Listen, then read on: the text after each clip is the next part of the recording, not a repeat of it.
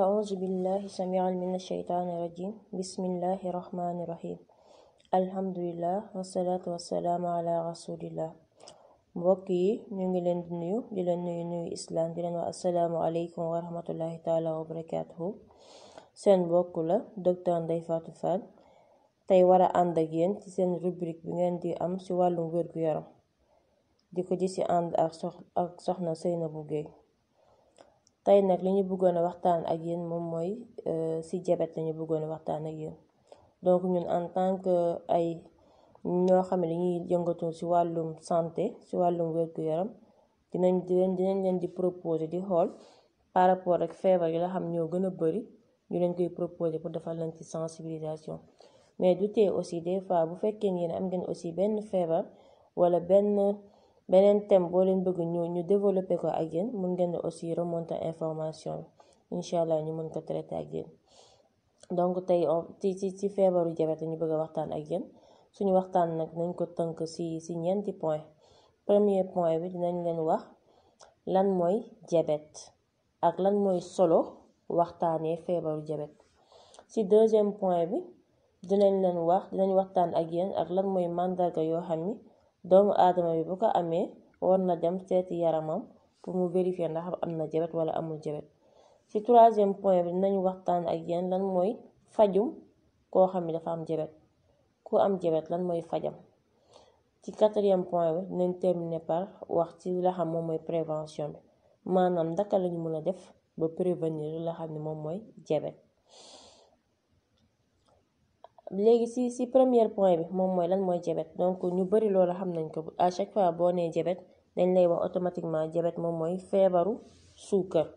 maanaam koo xam ne suukar si dafa ëpp ci yaram bi effectivement loolu dëgg la boo déggee ñu ne diabète c'est parce que kooku suukar si dafa ëpp ci deret bi mais dina am solo loolu ñu xam lan moo waral suukar soosu mu yéeg ci kaw diabète bi mu yéeg ci suukar soosu lan moo waral mu bari ci deret bi souvent li ko waral mooy c'est parce que doomu aadama boobu dafa am problème insuline parce que suukar doomu aadama yaram bi yëpp daf ko soxla organisme yëpp ñoo soxla suukar pour ñu mën a di réfléchir pour ñu mën a am énergie suukar dafa baax ci doomu aadama dafay source d'énergie la pour doomu aadama yi pour organisme d'ailleurs loolay waral sax souvent ku manqué suukar dootoo mën a réfléchir dangay gaaw a énervé te bu suukar ci persister manqué suukar ci dangay dugg ci coma dans le coma dangay perdre connaissance donc pour wan ne lan mooy solo suukar ci yaram bi maintenant nag li ñuy woowee insuline benn hormone la benn ferñeent wala benn substance boo xam ne suñu yaram moo koy produire organe bi ñuy woowee pancréas wala gàddaam ci olof moom mooy defar insuline boobu moom mooy permettre suukar si bu ko nit ki lekkee ci deret bi mu dugal ko ci cellules yi mun kaa utiliser mais nag ku am diabète problème insuline nga am soit sa yaram sa pancréas mënatut a defar insuline loolu la ñuy woowee insulinopénie soit say pancréas bi defar na insuline mais insuline bi muy defar insuline nekkul qualité bu baax donc du mi ngi fi mais mënut a def rôle am di dugal suukar ci cellules yi donc loolu la ñuy woowee insulinorésistance donc ki am diabète problème insuline la am effectivement ñàkk insuline boobu nag moom moo waral suukar si di yéeg ci yaram bi maintenant il faut ñu xam que ni diabète dafa bari ay façon dafa am diabète yu bari mais diabète yi ci gën a bari moom mooy lan le diabète de type 1 bi la xamee xale yi lay dal 2 ans 3 ans en tout cas 30 ans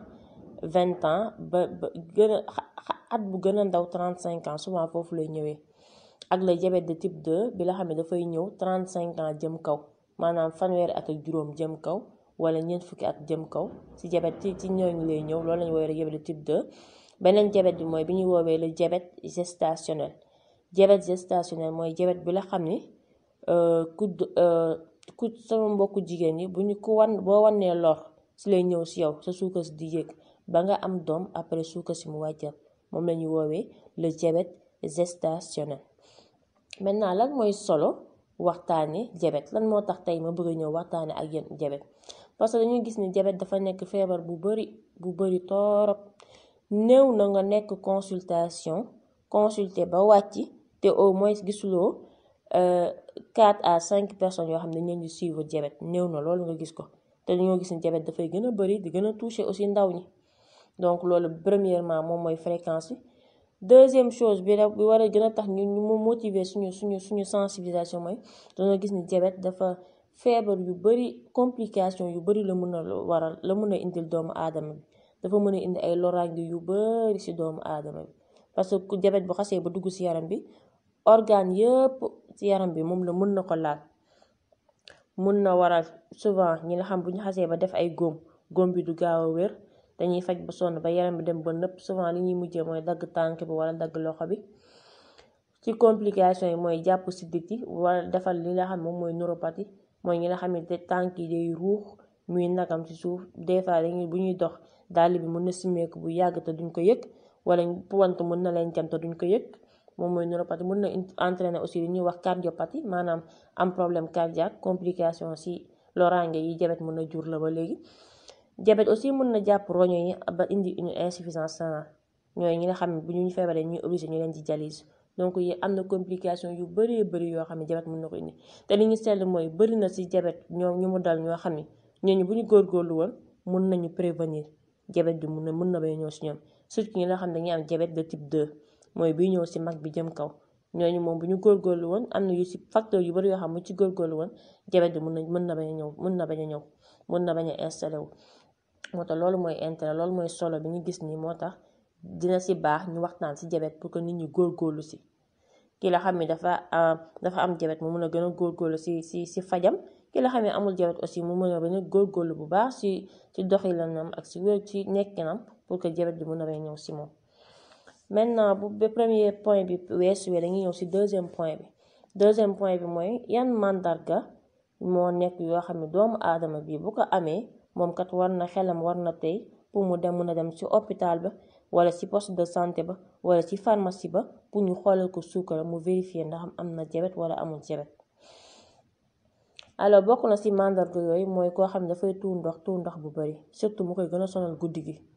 gi dina jug 2 à 3 fois pour tuur ndox journée bi aussi dafay tuur ndox mais aussi muy naan lu bari dafay mar naan muy naan lu bari parce que loolu c'est normal nit ki buy tuur ndox dafay mar il faut mu remplacer li mu perte.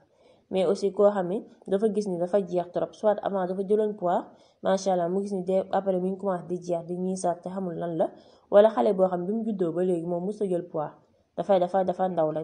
màggul dafa jël poids loolu aussi signe la. mais alors que ni nit ki mi ngi lekk normal wala sax des fois mun nga ne lekkam dafa gën a ëpp dafa gën a bëri mais teewul moom mi ngi jeex loolu aussi nekk na mandarga yoo xam ne nit ki bu ko amee kat xelam war na tey mu mun a dem xooli suukaram pour xool ndax amul feebaru diabète. mais aussi koo xam ne dafay gaaw a sonn trop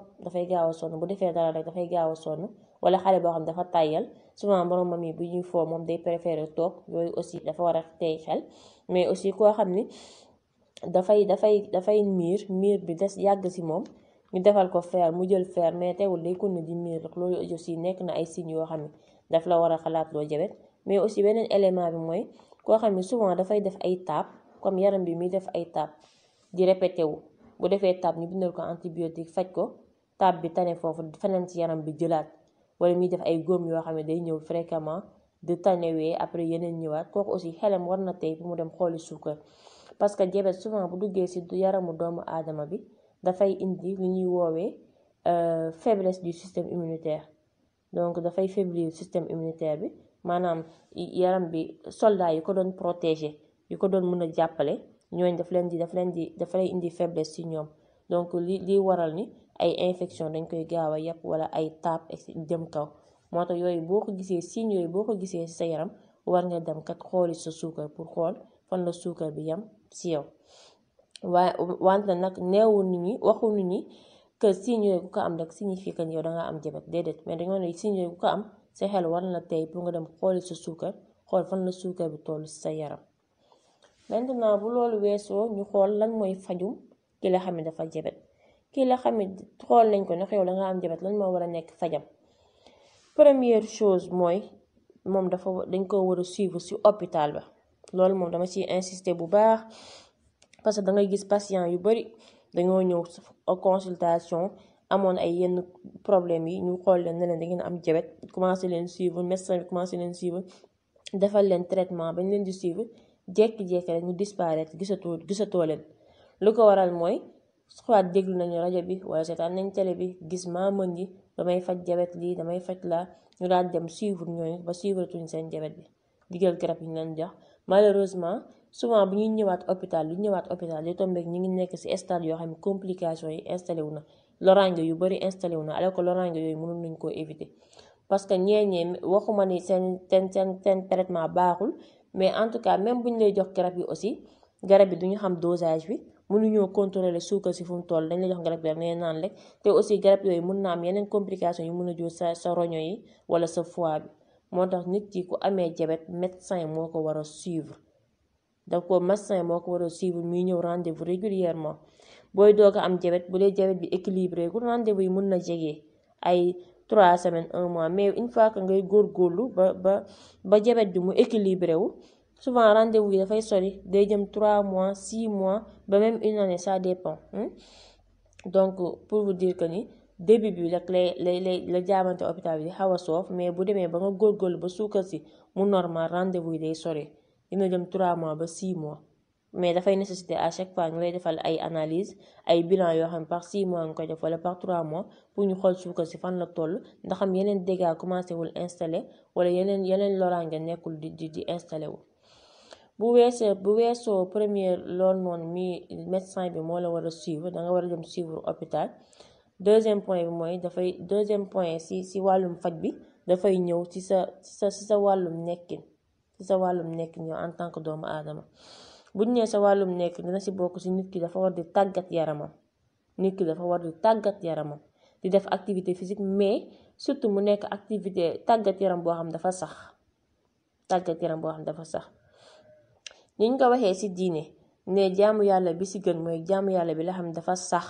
naam sax lu ndaw la noonu lay amee aussi même njëriñ même solo pour la xam ne moom mooy aussi sa fajum jabet sa tàggat yaram boobu nga war di def dafa nekk loo xam ne dafa war a régulière mu sax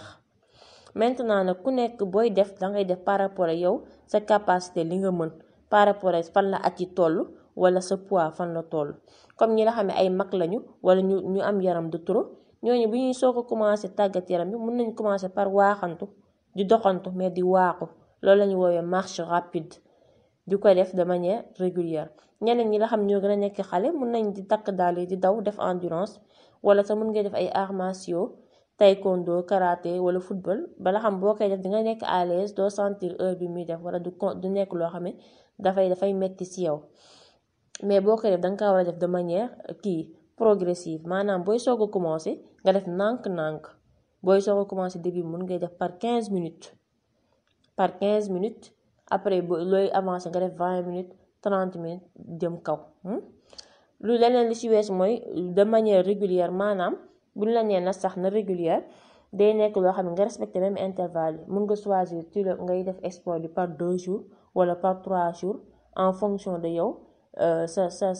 sa disponibilité par rapport ak temps bi nga am mu libre mais aussi même pour soxna yi la xam ne bëgguñu di génn di daw yi wala di def yooyu mën nañ def sax sport seen kër boo amee corde mën nga def sa corde nga tëb sa corde nga compter début bi nga def corde compter jusqu'à 50 après beneen jour booy defaat nga compter jusqu'à 75 après nga continuer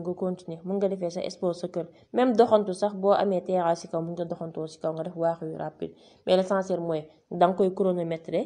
comme ça nga mën di progresser nànk-nànk mais aussi di ko def mu régulière boo defee ngay tëbal par 2 jours wala par 3 jours bu la neexee mais par nga def ko tey toogaat 10 jours doo kaa def wala toogaat 15 jours doo kaa def loolu moom du am njëriñ ci yaram bi. après tàggat yaram boobu noonu maintenant dafay ñëw suñu wàllum lekk maanaam alimentation bi donc suñu wàllum lekk bi dañ cee war a góorgóorlu di lekk gu sell dina bokk ci lekk gu sell googu suñuy lekk ñuy gën a jox solo légumes yi surtout légumes verts yi ñuy gën a jox solo légumes yi moo xam ay tomate farci concombre salade légumes yi nga gis yëpp ay yeneen yi aussi da ci dugg supame carotte yooyu yëpp danga koy jël mais aussi dañuy wax ni légumes yooyu pour nga mën ko lekk boo koy togg dafa am ni ñu koy toggee togg bi waroo ko togg ba mu ñor danga ko war a togg ba mu xaay parce que il faut que ñu xam ni togg plus muy ñor plus muy bari suukar togg moom plus muy ñor plus muy bari suukar donc da ciy baax légumes yooyu bu ñu koy togg ñu togg ko rek ba mu xaay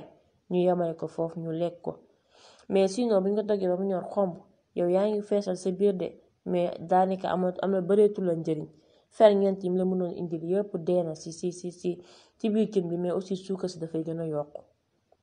donc loolu ñu bàyyi si xol donc aussi jën ñi aussi baax na si régime bi jën baax na si mun nga xaari sa furit mun nga xaar làq wala aussi nga toggaale ko si ceebu jën bi mais aussi ngay lekk si légumes yi fruits yi di mooy ngay lekk si fruits yi aussi loolu aussi da si baax yàpp aussi boo koy lekk ngay gën a jox solo di lekk ganaar que yàpp bu xonk te ganaar bi boo koy lekk aussi nga dindi der bi maintenant yàpp bu xonk dañ lay wax ne danga ko war a wàññi bu baax que moo xam yàpp nag wala yàpp xar te boo demee ba war ko lekk aussi graisse bi danga ko war a dindi graisse bi ngay gis sa bët danga ko war a dindi te di ko limiter bu baax a baax yàpp xar bi di ko lekk 2 à 3 fois maximum ci mois bi dina ci doy solo su weesoo loolu aussi toujours wàllum lekk gi aussi ñu nekk di varier li ñuy lekk maanaam di ko changer bañ di topp lekk di lekk même lekk bi parce que loolu aussi jabet da koy bañ souvent bëgg tout le temps di lekk même lekk bi jabet daf koy bañ su ma jëlee benn exemple bu yomb comme par exemple journée bi boo xëyee nga ndékki nga jël sa mburu nga def ci thon ak sa café nga naan café gi nga jël sa suukaru jabet nga suukaree ko heure añ mun nga togg sa ceebu jën nga def ci légumes yu bari ak sa jën ak ceeb nga añ ci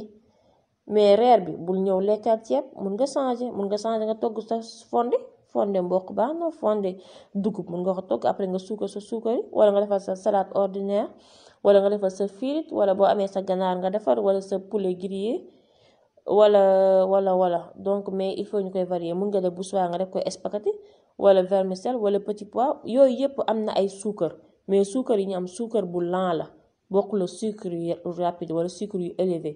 yi ñuy wax index glycémique élevé déedéet yooyu dafa baax donc yooyu moom même si am na mais nekkul yoo xam mun na créer danger donc dañuy demander même si ngay lekk mais dangay varier sa alimentation donc mun nga lekk en fonction fa fi sa doole yam mais danga koy varier li bon daal mooy chaque jour nga bëgg a xëy ndekk mburu añ après añ ak reer yëpp nga lekk ceeb wala lekk mburu añ bëgg a dooraat mburu reer loolu moom du baaxul si fajum jabet baaxul si fajum jabet mais aussi dina si baax aussi toujours si faj bi ñuy wàññi bu baax di lekk aliments yi ñu woowee les aliments gras maanaam aliments yi la xam dafa bëri graisse yooyu il faut ñu koy wàññi bu baax bokk na si yooyu ay fromage gruyère saucisson jambon yooyu neex na de mais nag nekkul traitement vraiment pour régime ku jabet yooyu dañ ko war a moytu ay chocolat aussi yi am suukar chocolat ay croissant wala boisson tàngal yooyu yëpp diabétique warul di ko laal maintenant ay jus mun nga defal sa jus naturel ba pare nga suukaree sa suukaru diabète wala nga jënd sa boisson light mais daal lépp lu am suukar wala ko laal ginnaaw mesure yooyu buñ ci góorgóorluwee dafay tax bu le médecin bi di suivre aussi dafay yombal bu baax faj bi mais aussi dafay yombal bu baax pour que suukar si mu mun a normal ci yaram bi dafay tax déjà bu fekkee ne au début bi ñu lay doog a commencé traité yow booba insuline nga daan jël parce que souvent loolu médecin bi moo koy xam ndax xam yow dangaa war di piqûre wala dangaa war di naan comprimé ça dépend si début bi analyse yi muy def début bi bu yéegee benn yéegi mën na la de proposer piqûre mais avec le temps mën na dem ba ay doom ngay jël maintenant bu fekkee yaa ngi def mesure yi daf lay yombalal déjà pour ngay jël ay doom te l'autre chose mooy bu dem début bi yaa ngi doon jël ñetti doom ci bés bi mën nga dem bay jël benn doom ci bés bi parce que mesure yooyu ngay def mooy tàggat yaram boobu ak lekk yooyu ngay def régime boobu noonu daf lay aider ba la xam ne suukar si dafay mën a équilibré wu la xam ne li ngay jël garab du bëri mën nga jël juste benn comprimé par jour wala 2 comprimés par jour et cetera mais da lay aider bu baax pour nga mën a maintenir li la xam moom mooy sa diabète équilibré sa diabète maintenant su weesoo fajum ki la xam moom moo am diabète ki ñuy woowee nan lañu mën a prévenir naka lañu mën a def ba fagaru pour bañ a am diabète alors fagaru boobu nag surtout ni ñuy woowee les personnes à risque am na ñoo xam dañ leen di woowee les personnes à risque boo déggee li ñuy woowee personne à risque maanaam nit ki kat su góorgóorluwul tuuti moom mun na am diabète am na ay nit bokk na si ñuy woowee ñooñu mooy ñi nga xam ni dañoo am seen famille moo xam seen papa wala seen yaay dafa am diabète kooku bu góor surtout mu amee diabète de type 2 maanaam diabète bi seen papa wala seen yaay diabète bi ñu am bi mu ñëw si ñoom dem nañ ba nekk mag dem nañu am nañ 35 ans jëm kaw wala 40 ans jëm kaw ñooñu bu ñu góorgóorluwulee bu baax dans l'avenir mën nañ am diabète bu ñooñu bokk nañ ci personne à risque yi bokk na ci personne à risque yi ku jigéen ki la xam ne à chaque fois bu wannee lor suukaram dafay yéeg ba bi mu demee ba mu am doom la suukar si di wàccaat kooku aussi bu góorgóorluwulee dina def diabète dans l'avenir bokk na aussi si ñooñu ki la xam ne dafa am yaram aussi am at yu ëpp juróom fukki at jëm kaw ñooñu aussi ce sont des personnes à risque suñu góorgóorluwulee aussi mën nañ def diabète wala aussi ki la xam ne li muy bouger bariwul dafa tàyyel du bouger lu ëpp kooku aussi bu góorgóorluwulee pour mu am diabète daf koy yomb. Maintenant ñooñu nag ñuy woowee les personnes à risque naka lañu mën a def ñoom ba bañ a am diabète bokk na ci loolu li doon valable pour ki la xam ne fajum ki am diabète dafay ñëwaat ci ñoom tàggat yaram bi mais du ko def de manière régulière comme niñ ko waxee woon tàggat yaram bi mais beneen bi ci bokk aussi bu ñuy lekk ñu xool bu baax suñu lekk bu nekk ñu ci digg doom suñu lekk bi ñuy lekk warta bari suukar warta niin ba mu ëpp warta saf ba mu ëpp suukar te yooyu yëpp nag lu yomba def la nit ki doomu aadama ça dépend juste li nga tàmmal sa bopp loolu loo gis tàmm lekk bu saf loolu tàmm la di lekk bu bari suukar yëpp tàmm la wala lekk bu niin trop tàmm la loolu yëpp tàmm la moo tax nañuy góorgóorlu bu baax di tàmmal suñu bokk di lekk bu bariwul suukar lekk bu lewet ak lekk bu niin doon ëpp mais des fois da ngay gis ko ak ñen ñi dangay naan si ñi dañuy xaru imagine toi koo xam ne day jël benn kaasu café bëgg ci def 5 bekk suukar wala 6 wala jëm kaw loolu da ngay ne kii dafay xaru danga ko war a wàññi bu fekkee doon nga ko tàmm ba pare dangay commencer di ko wàññi nànk-nànk comme yow daan nga def 5 bekk ci kaasu café léegi dangay commencer wàññi nga ne semaine bii nii yëpp léegi damay def 4 bekk ak xaaj semaine bi ci toppaat yëpp ma def 4 bekk semaine bi ci toppaat yëpp ma def 3 bekk ak xaaj noonu nga koy wàññi ba mu nekk 3 bekk loo xam dafa modéré mais beneen bi aussi wàññi ñam gu niin bi ceeb yu niin mbàtt yi dawlin bi wala graisse yi nga jël fu graisse gën a bëree nga dagg lekk fan yaa ngi ci lu nekk alors que yaa ngi nax sa bopp yaa ngi gasal sa bopp bàmmeel mais aussi beneen chose yi mooy lan di bouger aussi mooy tàggat yaram bi ñu doon wax mais aussi suñu lekk aussi ñu koy varier aussi comme li ñu doon varier fii dafay revenir si laat il faut ñuy varier suñu lekk bañ di lekk benn lekk bi rek chaque jour toute la journée ñu bëgg di ko lekk nañ koy varier bu baax a baax mais aussi leneen élément bi mooy lan ki la xam nga ni moom dafa am à risque benn parent am na diabète wala ci famille magam wala rakkam kooku nay tàmm di xool suukaram lu bari normalement dafa war di dem souvent ci pharmacie bi wala ci hôpital bi wala ci poste de santé bi ñu koy xoolal suukaram mu xool fan la suukaram tollu ci yaram la xam ne bu fekkee ne am na diabète da koy mën a teel a gaaw a prévenir bu dee diabète bi installé gul alhamdulilah bu dee installé wu na dafay mën a teel a faju balaa yenn loraange yi di commencer di installé wu ci moom. Donc en gros loolu lañu amoon su ñu bëggoon a partager ak yoon c'est vrai que am na yu bari yoo xam ne dafa xaw a technique moo tax bëgguñu see dugg donc bu fekkee ne aussi am na yenn question yoo leen am wala ay leerantal loo leen ci bëgg ñu defal leen ko si da ngeen di remonter information rek incha allah donc loolu la ñu amoon ci li ma doon a partager solo bi mooy lan ki la xam ne amagul diabète mu góorgóorlu bu baax si yaramam pour que diabète bi bañ a gaaw ñëw si moom mais ki la xam ne aussi am na diabète ba pare mu góorgóorlu bu baax farlu si fajam pour que yenn complications yi aussi mun kaa bañ a sonal donc lu foofu la ñuy yemale waxtaan bi lu si jub ngeen xam ne borom bi la lu si dëngoo si ngeen xam ne sama ñàkk xam-xam la doon di leen ñaanal yàlla wér ak wér di ko sàkku si yéen asalaamaaleykum wa rahmatullahi taala wa barakatu